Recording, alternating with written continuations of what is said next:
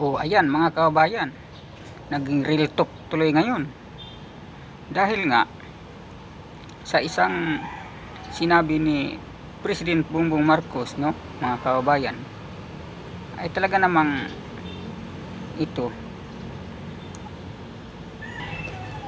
ay sinabi niya na mahiya naman kayo, di ba? Yan ang sinabi ni President Bongbong Marcos, mga kababayan, ay talaga namang dapat mahiya naman kayo, di ba? Mga kontraksyon. O yan, 15 ang isiniwalat ni PBBM, mga kababayan ko. O, tapos sabihin nyo, kurap. Ito na nga ang sinabi ni President Bongbong Marcos, mahiya naman kayo, diba? Paano ba naman kasi ang flood control project ay kinukurap? Nako, kaya naman pala tayo binabaha sa halip na dati hindi binabaha. Yun tuloy, na isiniwalat tuloy kayo, mga kababayan.